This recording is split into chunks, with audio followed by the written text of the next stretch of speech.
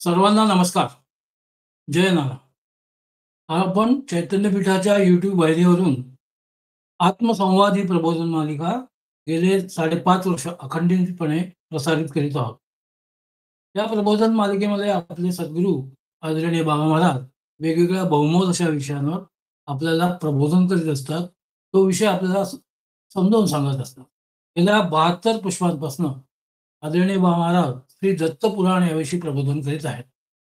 आत्मसंवादाच्या मागील पुष्पात आदरणीय बाबा महाराज पुढे सांगतात की दिवसेंदिवस पोषण केला गेलेला तो बालक बालचंद्राप्रमाणे वाढू लागला.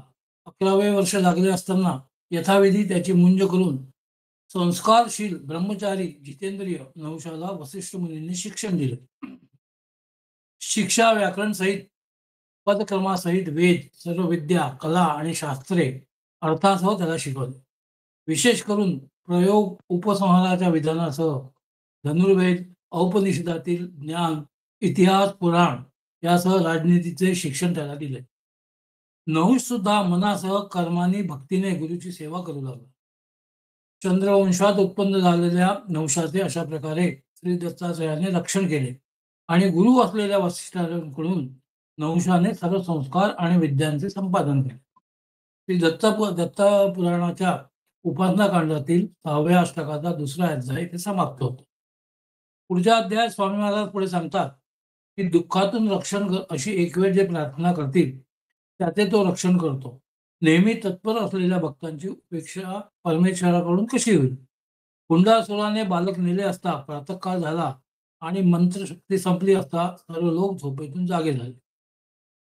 झोप झालेली इंदुमती बालक नाही हे पाहून विलाप करू लागले. देवपुत्रासारखा माझा पुत्र कोणत्या पाप्याने नेला? अरे रे, आता मी काय करू? मोठ्या तपश्चर्येने मिळालेला माझा पुत्र कोणत्या दुष्टाने नेला? ज्याचे मोठेपण जाणण्यास अवघड आहे त्या दत्तात्रयाने कृपा करून दिलेला पुत्र कुणी कसा बरे पळवला? स्वतः लक्ष न दिल्याचे मानून स्वतःचा ती धिक्कार करू लागली व म्हणाली की मी आता काय करू? तुझ्याशिवाय माझे प्राण मृतपाय आहे. हे पुत्रा, तू कुठे लपून बसलाय? तू जन्मताच नाहीसा झाला. तुझे लाडही मी काही केले नाही. माझे नशीबच फुटके आहे. ही कुणाची अवघड माया आहे? त्या प्रकारे ती स्वतःला व कर्माला दूषण देऊ लागली. मोठ्या शोकामुळे ती बेशुद्ध झाली. राजा सुद्धा अप्रिय वार्ता ऐकून पाडत नसलेल्या गायीप्रमाणे आपल्या पत्नीला पाहता राहिला. स्वतःही अत्यंत शोकाकुल विलाप करीत तो बोलू लागला. राज्याबाहेर केलेल्या सर्व तटांचा धिक्कार असो, सामर्थ्याचा मंत्र समूहांचा धिक्कार असो, यावेळी धर्मफल तपस्येचे फल आणि दानाचे फल समर्थ झाले नाही हे मला निश्चितपणे वाटते. माझ्या जन्मकुंडलीत असलेल्या योगाने उत्पन्न झालेले जोरदार अनपत्यत्व जाणून मी मूर्खपणाने तपश्चर्या केली. माझे चप आता व्यर्थ गेले काय? अनपत्यता ही कुंडलीत या योगाने सुचवली जाते. पंचमेश बृहस्पती असून लग्न पंचम नवम यांचे अधिपती क्रमशः षष्ठ अष्टम आणि द्वादशामध्ये असतील तर पुत्रहीनता सुचवली जाते. आदरणीय बाबा महाराज म्हणाले की स्वामी महाराजांनी अत्यंत सूचकपणे अनापत्तीचे लक्षण इथे सुचवले आहे. राजा पुढे म्हणतो की दत्तात्रयाच्या कृपा प्रसादाचे फल अक्षय असते असे मी ऐकले आहे. कुणी पुत्र मिळवूनही माझे विघ्न कसे निर्माण झाले? पुत्र हा आत्मा आहे, तो नष्ट झाला म्हणून पिडलेला आहे. हे दत्तात्रया, आता कोणाचाही आधार नसलेल्या आतुर झालेल्या माझे रक्षण कर. अशा प्रकारे ते पतिपत्नी गौण अशा आत्मशोकामुळे खिन्न झाले आणि श्री दत्तात्रयाच्या ठिकाणी चित्तस्थिर करून राहिले. त्या परमेश्वराच्या ठिकाणी जिज्ञासू स्वतः नष्ट होत नाही, कारण त्याचा उद्धार करणारा सदा परमेश्वर असतो. पूर्वजन्मातली कर्मवासना दृढ असल्यामुळे तत्वच्युत असलेला पण आत्म्याच्या ठिकाणी चित्त स्थिर झालेल्यांचा उद्धार परमेश्वर लवकर करतो. अशा प्रकारचा हा भक्तीचा भाव आहे. त्यामुळे भक्त नष्ट होत नाही. पूर्वी दुराचारी असला तरी भक्तीने शुद्ध होऊन शांती प्राप्त करेल. राजा पूर्वी याचक होता. ईश्वराच्या प्रसादाने पुत्रप्राप्ती होऊन दैवयोगाने दुःखी झाला. तेव्हा त्याची वाढलेली भक्ती पाहून त्याचा उद्धार करण्यासाठी दत्तात्रयाने नारदाला प्रेरणा दिली. वीणा वाजवत परमेश्वराचे गुणगान गात नारद तेथे आले.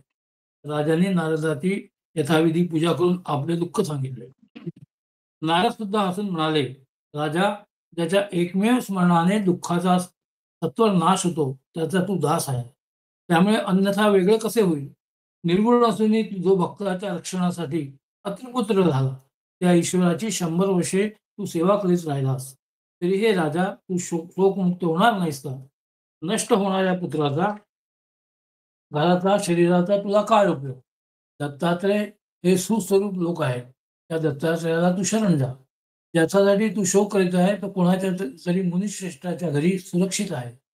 पुंडासूर दैत्याला ठार करून तो विद्वान पुत्र लवकरच राज्याचा उपभोग घेण्याकरता परत येईल. इतके बोलून नारद स्वर्गाला गेले. राजा सुद्धा आनंदित होऊन हे सर्व त्याने पत्नीला कथन केले. हे प्रिये, नारदाचे वचन सत्य आहे. त्यामुळे शोकाचा तू त्याग कर. मेलेल्याला संजीवनी सारखे असलेले हे वचन ऐकून इंदुमती सुद्धा दत्तात्रयाचे स्मरण करून भक्तीने ती नम्र होऊन स्तवन करू लागली. इथपर्यंत हा अध्याय आदरणीय बाबांनी अतिशय सुंदरपणे समजावून सांगितला व आपल्या प्रबोधनाला इथे त्यांनी स्वल्पविराम दिला. मी त्यांना विनंती करतो की त्यांनी आजच्या प्रबोधनाला सुरुवात करू. नमस्कार.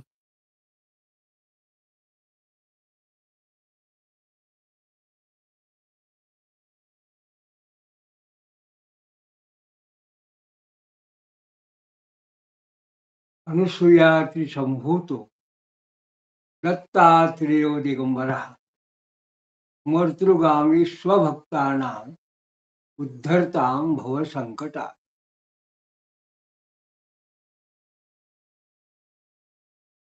इंदुमत्या अपि तच्छ्रुत्वा मृतसंजीवनोपमं मृत्वा अत्रेयं भक्तिवृद्ध प्रेमबंधा तुन्वन्नता. मागल्या पुष्पात आपण असं पाहिलं की एखादा कोणी मृत होणार असेल, एखाद्या मेलेल्याला जणू काही संजीवनी मिळावी अशा पद्धतीनं आपल्या पतीचं वचन ऐकून, पतीचं बोलणं ऐकून की आपला पुत्र हा जिवंत आहे, हे ऐकून जशी संजीवनी एखाद्याला मिळावी अशी ती दुःखीत असलेली इंदुमती जी होती ती सावरली. मग ती भगवान दत्तात्रय यांची स्तुती करू लागली असं साई महाराज सांगतात. तर ती असं म्हणते, त्वं पराः पुरुषो वेदाः परात्मा धोक्षजो विभुः गुणात्यायुं संसार कारणो यस्य कारणाः. हे देवा, हे भगवान दत्तात्रेया, तू पुराण पुरुष आहेस, तूच विश्व निर्माता आहे, परमात्मा आहे, व्यापक आहे. परात्मा अधोक्षजो विभुः, स्वतः कारण रहित असूनही गुणात्मक अशा अहंकारयुक्त संसाराचा तू कारण आहेस. शुद्धः सच्चित सुखात्मा अपि त्रिशो धीरो अपि केवलः स्वभक्ती वृद्धैः जातोपि मायेयः अतिनंदना. तू शुद्ध सच्चित सुखरूप आत्मा असूनही अपि त्रिशो धीरो अपि केवलः, तू त्रिगुणाधीशा धीट असून सुद्धा स्वतःच्या भक्तिवृद्धीसाठी स्वभक्तिवृद्धैः जातोपि, तू जातो म्हणजे तू स्वतः झालेला आहे. काय झालेला आहे? स्वतःच्या जणू काही मायेने तू माये इह अत्रिनंदनाहा, तू स्वतः अत्रिपुत्र झाला आहेस. पुढे महाराज लिहितात, निष्कामा लादको योद्रा मृत्योद्धरता भवामुधे नत्यापो अभिभिष्टतो दत्तम शरण्यम त्वात्यहम भजे. मुक्तांना जणू काही आल्हाद देणारा, जो स्मरणानेच भवसागरातून सतत उद्धार करणारा असा जो आहे, आणि सकामांना नमस्कारानं प्राप्त होणारा आणि अभीष्ट फल देणारा असा तू हे दत्तात्रेया, तू शरणागत वत्सल आणि पीडा दूर करणारा असा तू आहे. मी तुझी सेवा करतो. दत्तम शरण्यम त्वार्तिहं भजे. यो वा दिव्यम सुतम तम सर्वदा पातु सर्वतः. अनन्यायाः सविश्वात्मा भगवान में अस्तु सद्गती. त्याने आम्हाला दिव्य पुत्र दिला. त्या पुत्राचं तो दत्तात्रेय सर्व बाजूने रक्षण करो आणि तो विश्वात्मा भगवान माझी सुद्धा निराधार अशी गती देणारा म्हणून माझ्या समोर मला त्यांनी कृपा करावी. भगवान में अस्तु सद्गती, त्यांनी मला सुद्धा उत्तम गती प्राप्त द्यावी. मग आयुराजाने सुद्धा प्रार्थना केली.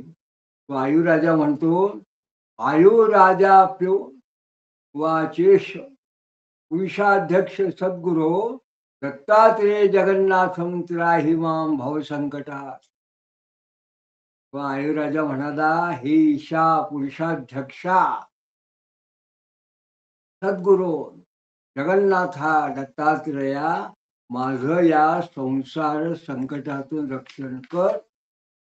सर्व सौख्य निधानम यद्देहिनां दुर्लभम ध्रुवम नमम्मा त्वात्पदम तद्भो न कांक्षतेन्य किंचमप्यज. हे शरीरधाऱ्यांना अत्यंत दुर्लभ आहे. यद्देहिनां दुर्लभ ध्रुवम, म्हणजे देही म्हणजे शरीरधारी, त्यांना जे दुर्लभ आहे त्या सर्व सौख्याचं निधान आणि शाश्वत असलेला अशा नयमाम त्वत्पदम, तुझ्या त्या पदाला मला घेऊन जा. हे अजा न कांक्षते अन्य किंचित म अप्यज, मी दुसऱ्या कशाचीही अपेक्षा करत नाही. महाराज सांगतात, अशा प्रकारे एवं तौ दंपत्तौ स्तुत्वा स्मृत्वा महात्म्यमीशितुः त्यक्त्वा चिंता शुचम चाशु सुखमा संतुरामहम. अशा प्रकारे त्या दोघा पती पत्नींनी स्तवन करून स्तुती करून श्री दत्तात्रेयाचं मोठेपण त्याचं वारंवार स्मरण करून त्यांनी चिंता शोक टाकून त्यांनी आपला पुढे सुखानं कालक्रमणा करायला सुरुवात केली. पुढे वसिष्ठोपेकदाहूय नौषं तत्र तं जगौ क्षत्रोषि त्वं वने हिंस्रा निहंतु मृगयाचर. एकदा वसिष्ठ मुनींनी नौशाला बोलून म्हणाले, तू क्षत्रिय आहेस. नौषम तत्र तं जगो, क्षत्रोसी, तू क्षत्रिय आहे म्हणून वनात हिंस्र पशूंना मारण्यासाठी तू शिकार कर. त्वं वने हिंस्रानी हंतु मृगयाचर. ते ऐकून तच्छ्रुत्वा त्वा कथेतु युक्त्वा धन्वी तृणी ययो वनम कृत्वा गुरुक्तद्वाणी शुश्रावास भ्रमसी तीर्थाम.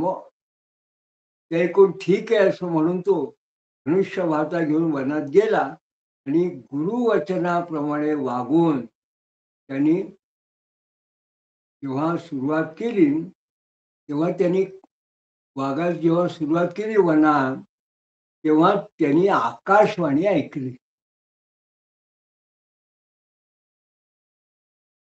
आयुसुतोयम नौषम इंदुमत्यात्मजो विधे मात्रा वियोजितो बाल्ये वसिष्ठानि विपालिताः दुःखितावस्थितातो च शिवजा अशोक सुंदरी एतत् मृद्वा हितुं तेपे हुंडाकार स्थिता गपाः. हा नहुष आणि आयु इंदुमतीचा पुत्र असून दैवयोगाने आईपासून आई वडिलांपासून हा विभक्त झाला आहे. आणि लहानपणी वसिष्ठाने त्याचं पालन पोषण केलं. याचे आईबाप दुःखी झाले आहेत. आणि पुढे शिवपुत्री अशोक सुंदरी याच्याशी विवाह करण्यासाठी हुंडासुराच्या घरी तपश्चर्या करते आहे. ती आकाशवाणी ऐकली. कुणी ऐकली? ते नहुषाने ऐकली. कृत्यैव विस्मृतो भेत्य गुरुं नत्वा शशंस तत् वसिष्ठोऽप्यादितस्तर्वं कथयित्वा तमब्रवीत. हे ऐकून जणू काही चकित झालेला त्याने गुरुकडे येऊन नमस्कार करून ते सगळं त्यांनी सांगितलं. वसिष्ठाने सुद्धा सुरुवातीपासून सगळं सांगून त्याला असं म्हटलं, वीरायुष्मन महाबाहो धनुर्विद्या विशारद दत्तात्रेयाभिगुप्तत्वं गत्वा हुंडासुरं जही. हे वीरा, आयुष्मान महाबाहो, धनुर्विद्या विशारदा, ही दत्तात्रेयाने रक्षण केलेल्या नहुषा, तू आता जाऊन त्या हुंडासुराला ठार कर, त्याचा वध कर. त्वं गत्वा हुंडासुरं जही.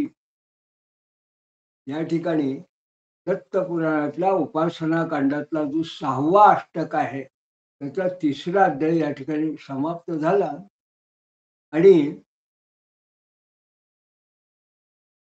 या पद्धतीने नहुषाला जेव्हा आपल्या गुरुनी म्हणजे वसिष्ठ माऊनी आज्ञा केली तर ते पुढे त्याला असं सांगतात,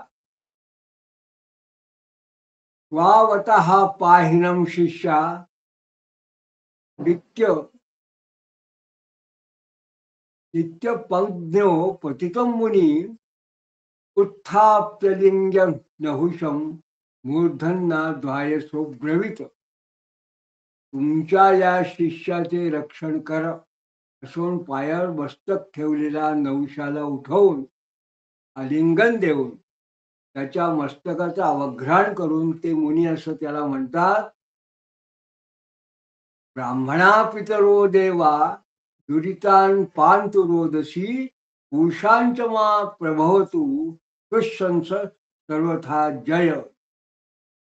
म्हणजे ब्राह्मण पितर देव हे तुझं संकटापासून रक्षण करवत. त्याचप्रमाणे आकाश, पृथ्वी, पूषा हे सगळे शत्रून केलेल्या शापादिकांचा तुझ्यावर प्रभाव न पडो आणि तू सर्वार्थाने विजयी व्हावं. पुरुषांचं माम प्रभाव तू, त्यांचा तुझ्यावर काय प्रभाव होऊ नये आणि दुष्यंस सर्वथा जय, तुझा सगळा जय हो. इति प्रस्थापयामास लब्धाशो सुअपितं गुरुं भक्त्या प्रणम्यं श्रीदत्तं संस्मृत्यं नहुषो ब्रवीत. मग असा आशीर्वाद मिळालेला तो नहुष जेव्हा जायला निघाला त्यावेळी त्या नहुषानं वसिष्ठ महामुनींना भक्त्या प्रणम्यं श्रीदत्तं स्वपितं गुरुं, आपल्या गुरूंना वसिष्ठाला नमस्कार करून आणि भगवान दत्तात्रेयाचं सुद्धा स्मरण केलं. श्री दत्तम संस्मृत्यो. आणि मग नहुषो ब्रवीत, तो असं म्हणतो,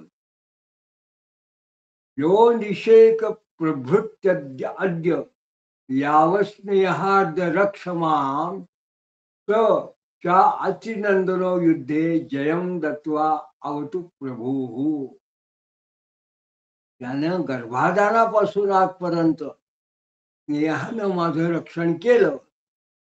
तो अत्रिपुत्र स च अतिनंदनो युद्धे, तो भगवान दत्तात्रेय युद्धामध्ये सुद्धा जयं दत्वा अवतु प्रभू, त्यांनी तो युद्धात सुद्धा मला विजयी करो आणि माझं रक्षण करो. सदा सुगोस्तु पितुमान पंथा मावंतु देवताः विजये शुभवो मे अस्तु पुनश्चा गमनम सुखात. नेहमी मार्ग जाण्यास सुकर असो आणि अन्नमय असो.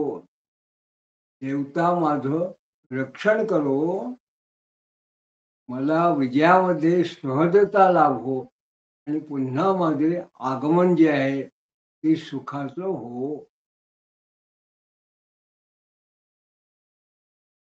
पुढे ते असं म्हणतात, यम युद्धमाना अवसर आन्नव यतींद्र सत्वमित यतो विभेमी मय यतो विवोशी मघवस्ततो मा भयं कुरु. युद्ध करणारे शेवटी ज्याला बोलवतात तो इंद्र तू आहेस. हे इंद्रा, मी भीतो आहे तरी तू मला निर्भय कर, अशी तो इंद्राची स्तुती करतो. तो बोलून एव मुक्त्वा प्रतस्थेसौ हंतु हुंडासुरं तदा पुष्पाणि बभूपुदेवा ववृषुर्देवा नेदुंदुभयो दिवी. असं बोलून तो नवशुंडासुराचा वध करण्यासाठी निघाला तेव्हा देवांनी पुष्पवृष्टी केली. पुष्पाणी व वृषुर्देवा आणि स्वर्गामध्ये दुंदुभ्यो दिवी, स्वर्गात देवांनी दुंदुभी वाजवल्या, नगारे वगैरे म्हणतात. मग मृगाः प्रदक्षिणं जगमु राज्योस्य शुभसूचका दृष्ट्वा तं विरचं प्राहं चक्रोप्याहुय सारथिं. जणू काही या राजाला शुभ सूचना करणाऱ्या अशा पद्धतीने प्राण्यांनी म्हणजे मृगाहा हरणांनी वगैरे त्याला प्रदक्षिणा घातल्या. आणि असा हा नौचल रथहीन पाहून, कारण रथ नव्हता त्याच्याकडे, दृष्टातम वीरथम वीरथम, त्याच्याकडे रथ नव्हता म्हणून काय झालं, चक्रोप्याहुय सारथीम, इंद्रानं सारथ्यानं बोलून त्याला असं म्हटलं, काष्टम रथम गृहीत्वा त्वं शीघ्रं सोपस्करं भुवि नौशश्च सहायार्थं माहवे गच्छ मातले. हे मातले, मातली हे इंद्राच्या सारथ्याचं नाव आहे. इंद्राच्या सारथ्या मातली आहे.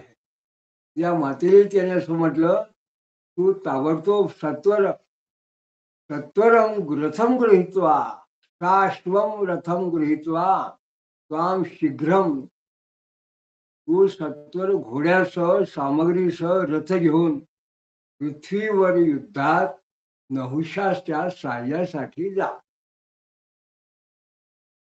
इंद्राने अशी जेव्हा आज्ञा केली, इत्याजप्तः हयश्वं गृहीत्वा सायुधं रथं नौशं प्राप्य देवेंद्र प्रेरितोऽस्मीत्यु वाचतम.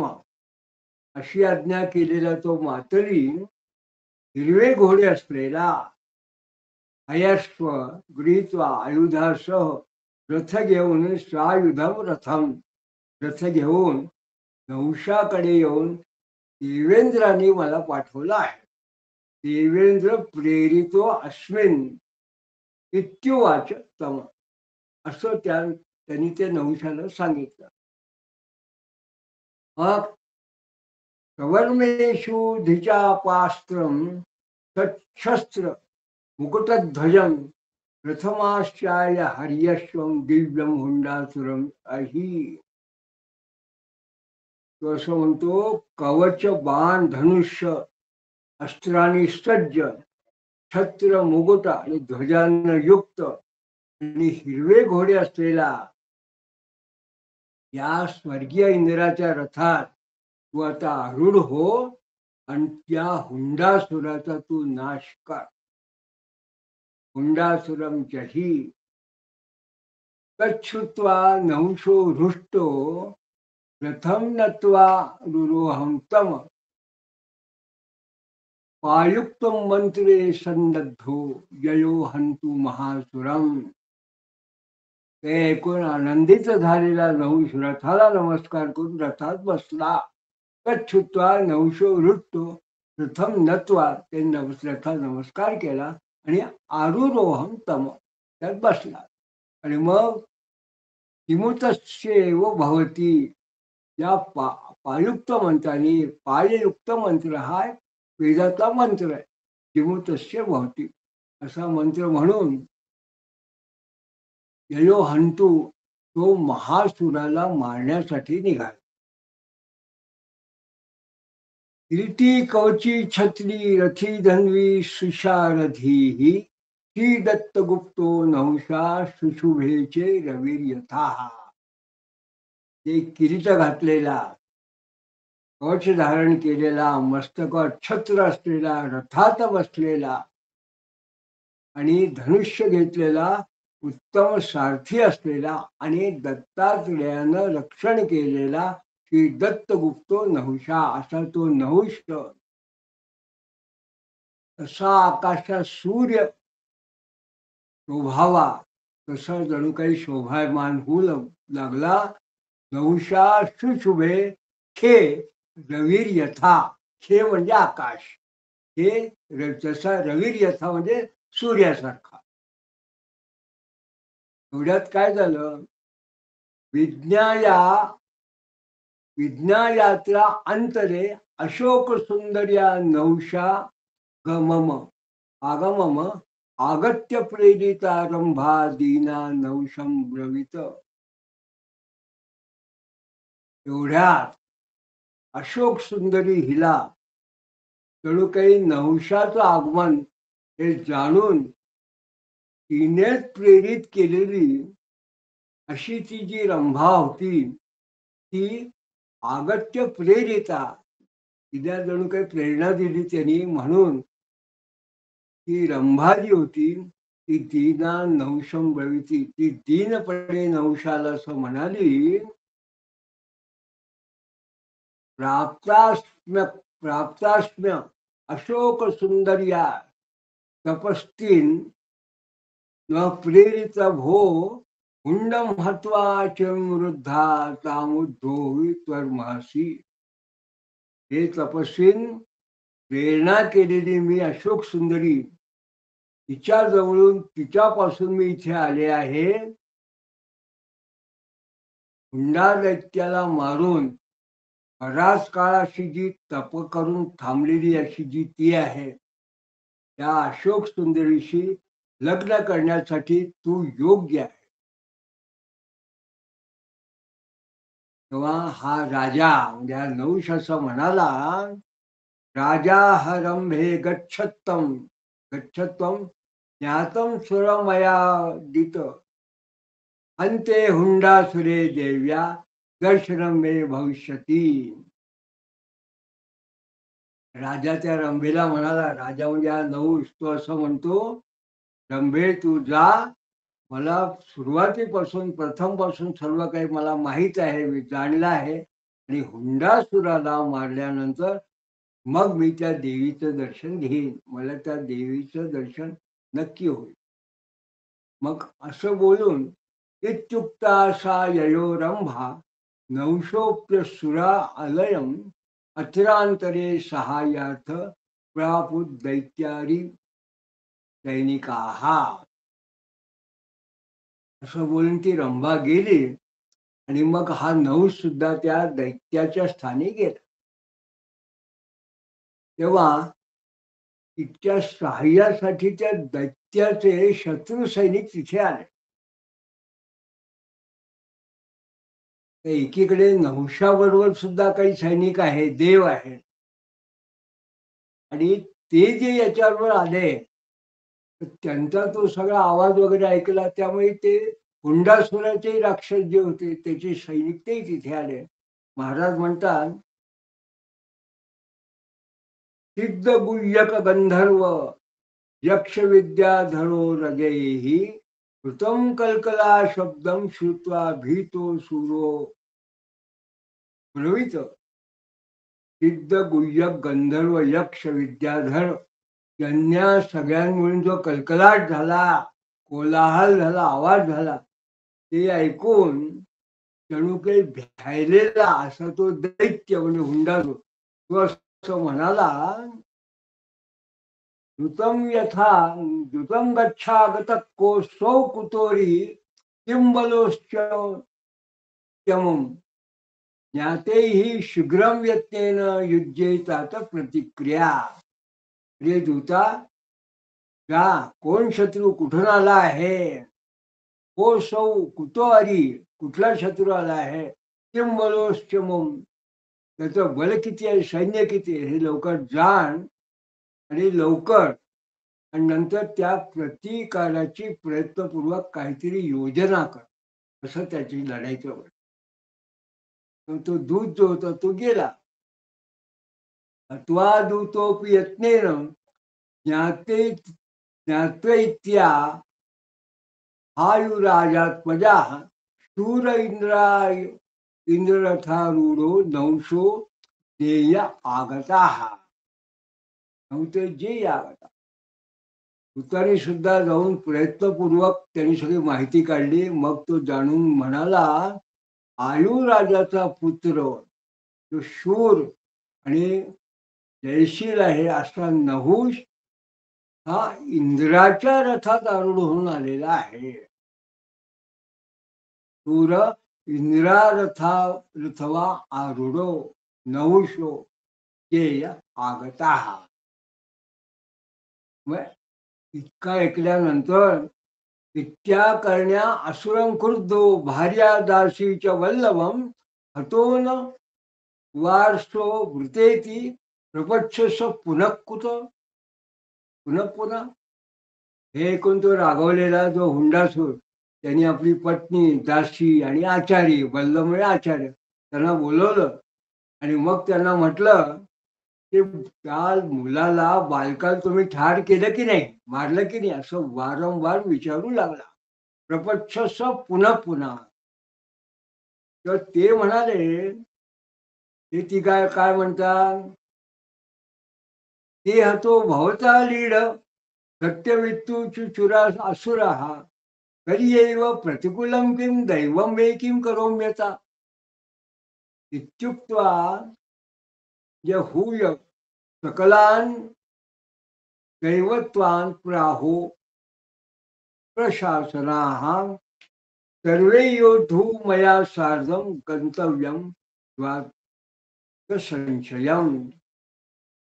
हे असं म्हणतात, खरोखर तो मारला आपण खाल्ला असं ते तिघ जेव्हा म्हणाले तेव्हा आता दैवत प्रतिकूल आहे त्याला आपण तरी काय करणार असं तो बोलून मग या हुंडासुरानं सर्व दैत्यांना बोलवून तो उग्र शासक असं तो त्याला असं म्हणाला, सर्वांनी माझ्याबरोबर लढण्यासाठी लवकर जायचं आहे हे निश्चित. ये भोरवे ये भीरवो न याश्यन्ति तान् मीह त्यान्ह मीह क्षणार्धता इत्यादिशा सुरान योद्धू सन्नद्धो गाच्छतै स्वाहा. जे भित्रे लोक माझ्याबरोबर येणार नाही त्यांना मी इथे क्षणार्धात नष्ट करीन असं त्या दैत्याने जेव्हा त्यांनी म्हटलं, आदेश दिला, मग ते आले निघाले आणि त्यांच्याबरोबर तो लढण्याकरता सिद्ध होऊन तो त्यांच्याबरोबर गेला. रथो हुंडो ददर्शते ककुस्थम नहुषम रिपुन शूरविंद रथ रथारूढम चंडार्कमिव दुर्धरम. त्या रथात बसलेला हुंडासूर येऊन इंद्राच्या रथात बसलेल्या तेजस्वी सूर्याप्रमाणे चंडार्कम इवम दुर्धरम, असह्य, दुर्धर म्हणजे असह्य, चंडार्क म्हणजे तेजस्वी सूर्याप्रमाणे अशा त्या ककुस्थम नहुषम ककुस्थ वंशाचा असा तो नहुष नावाच्या शूर शत्रूला त्यांनी पाहिलं. तेनानी प्रेरयामास युयुधस्ते अपि दैवते शूलक्षक्तु पुष्टी परशु प्रासन्न द्वेंगु देशुर्भिर्भूषम. त्यांनी सेनापतीला प्रेरणा केली, प्रेरणा दिली आणि तेही त्रिशूल शक्ती सृष्टी परशु प्रास खडक याच्यावर ते देवांबरोबर लढू लागले. महारथा महेश्वासा सरजा लयनिषादिनः कृतप्रतिकृता दैत्या अकुर्वन् पीडिता असुरान्. महारथी मोठे धनुष्य घेतलेले बाणांच्या वर्षाने महारथांना प्रतिकार करणारे दैत्य, असे ते जे दैत्य होते त्यांनी कृतप्रतिकृता दैत्या अकुर्वन् पीडितान् असुरान्, त्यांनी देवांना पिडायला सुरुवात केली. तेव्हा दृष्ट्वान आर्तान नहुषो देवान विष फाय येंद्रम धनुरिपुन या शब्देना करोद्भ्रात कंतान मूर्छितम तान युधे भूषम. त्रस्त झालेल्या ते देवांना पाहून नहुषानं इंद्रानं दिलेलं धनुष्य आकारानं ओढून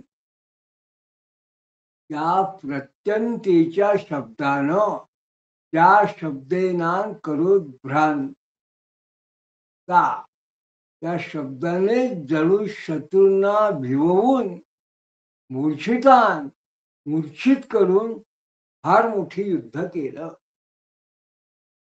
मुमोचतेषु बाणोन हंस तोल्या निवतो यदाहा बलिनो अपि खरेर्विद्धा नेशुस्ते नौशे शुद्भीही. वेग ज्याप्रमाणे जलधारांचा वर्षाव करतो, तोया दिवतो यदाहा, त्याप्रमाणे नहुषाने दैत्यांवर बाणांचा वर्षाव केला. मुमोच तेषु बाणो धांस, आणि ते बलिनो अपि खरेर्विद्धा, ते बलवान असले तरी नहुष राजाच्या तीक्ष्ण बाणांनी ते नष्ट झाले. न दिवा न निशा यत्र भ्राजरते तुमुले तराम एक एवं रणो वीरो नहुषो ययुधे रिभीही. या रणसंग्रामात न दिवा न निशा, दिवस किंवा रात्र कोणीही विशेष शोभून दिसत नसे, त्या अशा युद्धामध्ये एकटा वीर नहुष हा एकटा सगळ्यांबरोबर लढत होता. एक एवं रणो वीरो नहुषो, एकटा वीर नहुष लढत होता. त्यांनी काय केलं, शापांच्छिच्छेद तेषां चिच्छंदनान शास्त्रार्थीन बाहुश्चिच्छेद तेषां चिंदुवी शीर्षण्यत पातयत. काहींची धनुष्य त्याने तोडली, काहींचे घोडे सारथी यांच्यासह रथ नष्ट केले, काहींचे तर हात तर काहींची मस्तक जमिनीवर पाडली. आणि त्याने दैत्यांकांश्चित द्विधा चक्रे, कांश्चित मध्ये विदारितान केचिन्मृता निपतिता भीता केचिज्जहू रणम. त्यांनी काही दैत्यांचे जणू काही दोन तुकडे केले, विधा चक्रे. काहींचा मध्यभाग फाडला, कांश्चित मध्ये विदारिता, मध्यभाग फाडला. काही मेले, काही पडले, काही भ्यायले आणि काही रण सोडून पळाले.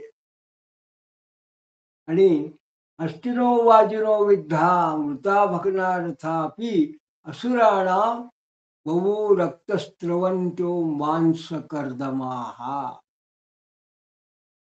ती घोडे घायल झाले, हस्तिनो वाजिनो विद्धा, मेले मृता, भग्ना रथ भग्ना रथापि, रथ सुद्धा तुटले, भग्न झाले.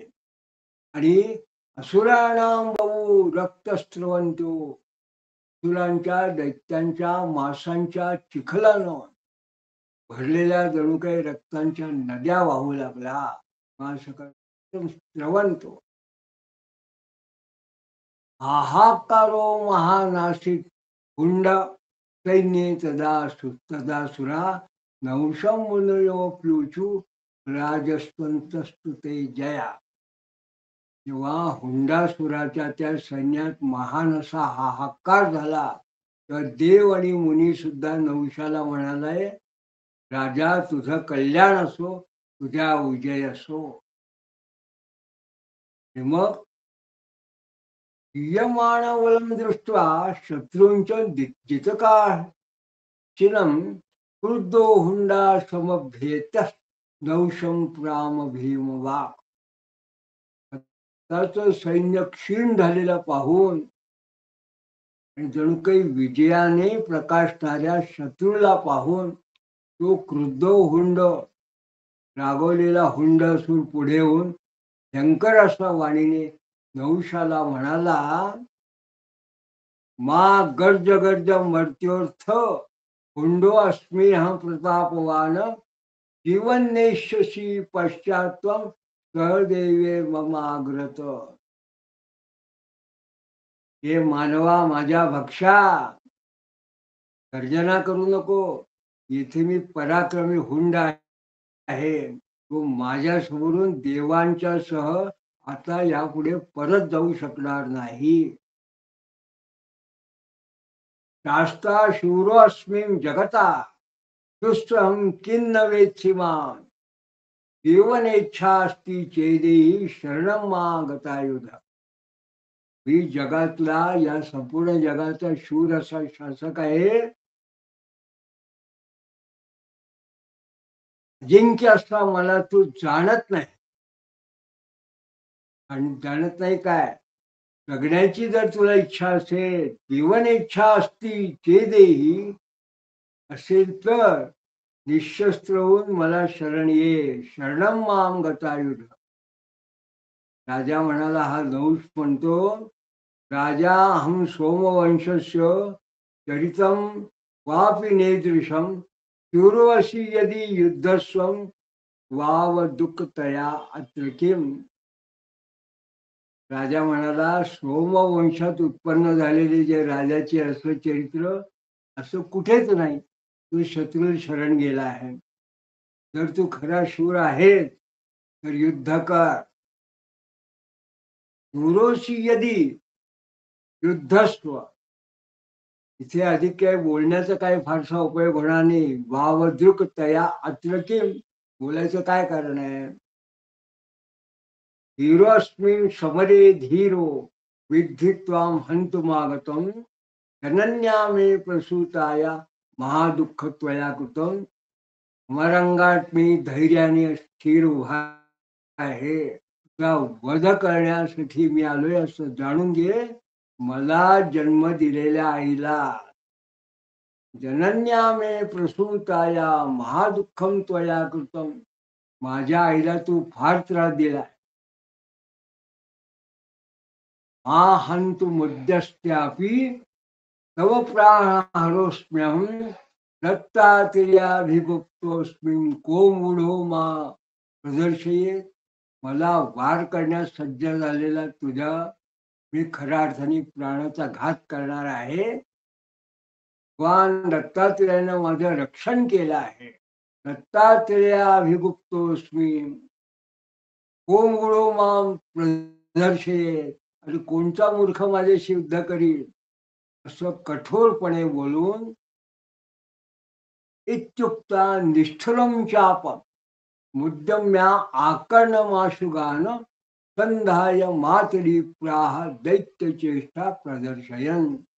तर कठोर बोलून धनुष्य कानापर्यंत म्हणजे आकर्ण सज्ज करून त्यावर बाणांची योजना करून दैत्याची इष्टा दाखवी तो नहुष मातलीला म्हणाला, मातले स्पष्ट मायावी परिभ्रमती मायया तमालक्षम रथम शीघ्रम वायस्वाद्य अन्वितम. हे मातले पहा, हा मायावी राक्षस मायेने हिंडतो आहे, त्याच्यावर लक्ष धरून रथ लवकर चालव, आज मी त्याला ठार करणार आहे. वायस्वाद्य हन्मितम बोलून इत्युक्त्वा सन्मुखे तस्य विददौ मातली रथम कुंडोप्य पश्यन्न नहुषम दुर्दर्शम विव भास्करम. तो बोललेला असं जेव्हा नहुषाने सांगितलं तेव्हा त्या मातलीने त्या दैत्याच्या समोर त्या नहुषाचा रथ उभा केला आणि हुंडानं सुद्धा हुंडोप्य पश्यन्न नहुषम दुर्दर्श मिव भास्करम, म्हणजे जणू काही असह्य असलेला असा जो सूर्य आहे अशा प्रमाणे असलेल्या त्या नहुषाला त्यांनी पाहिलं. भास्कर दुर्धर्ष मिळव भास्कर अशा त्या नहुषाला त्यांनी पाहिलं. तर पुढे त्या नहुषाला समोरासमोर पाहिल्यानंतर हा हुंडासूर आणि नहुष हे कसे युद्ध करतात, त्यानंतर या नहुषाचं अशोक सुंदरीशी जो विवाह होईल, हे सगळे जे कथानक आहे ते आपण पुढल्या पुष्पात पाहणार आहोत. तोपर्यंत अवधूत चिंतन श्री गुरुदेव.